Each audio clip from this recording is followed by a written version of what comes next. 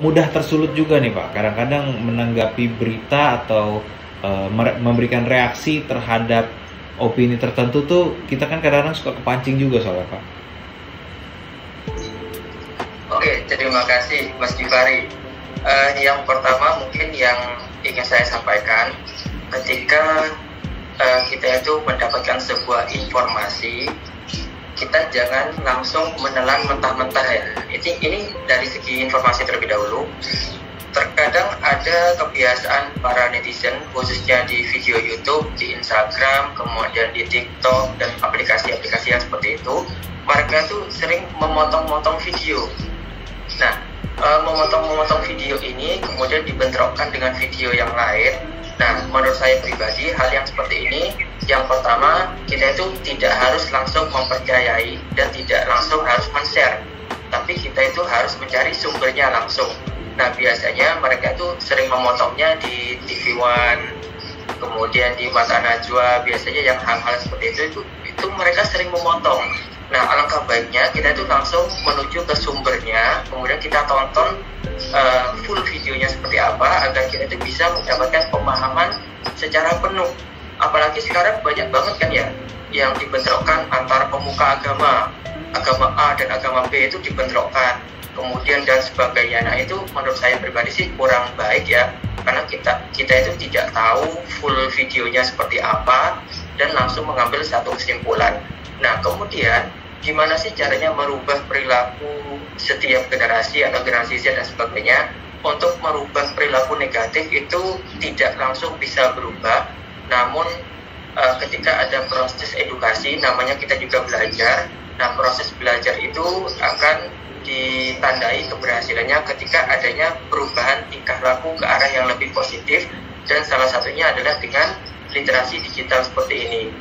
Kemudian edukasi sosial media dan sebagainya, dan itu perlu kita sampaikan di sekolah juga, dari mulai tingkat SD gimana sih penggunaan sosial media yang baik, kemudian di tingkat SMP dan SMA dan seterusnya, agar mereka itu tidak surface learning.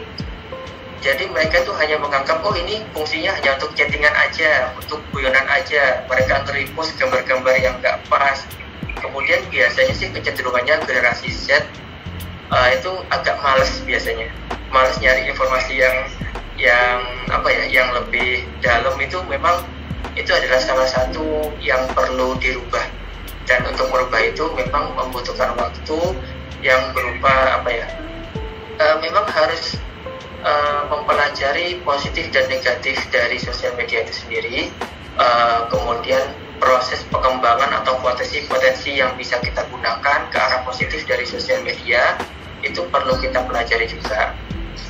Nah, kurang lebihnya seperti itu Mas Givari. Pak Abdul, kalau di antara kita semua gitu ya, bisa saja kita melakukan reaksi atau menuliskan sesuatu komentar, baik itu tanggapan, opini secara online gitu ya, yang sifatnya tuh marah atau keras gitu. Opininya tuh disampaikan dengan keras, dengan situasi yang marah. Seberapa berbahaya sebenarnya untuk melakukan hal itu terhadap orang lain dan terhadap diri kita sendiri? Iya, yang pertama, ini kemarin saya sempat screenshot ya di Instagramnya Kemenak ya. Nah, kemarin saya sempat tuh browsing-browsing karena kebetulan ada saudara saya yang mendaftar CPNS di Kemenak, namun dia itu tidak lulus dari seleksi administrasi. Nah, kemudian saya mengecek komentar-komentarnya itu bisa dibilang komentar kita di sosial media itu menunjukkan tingkat sejauh mana pemahaman kita tentang edukasi kita sendiri. Jadi komentar kita itu menentukan tingkat keintelektualan kita, itu menurut pendapat saya pribadi. Jadi kalau di sosial media kita head speed dan sebagainya, itu ya kualitas kita ya seperti itu.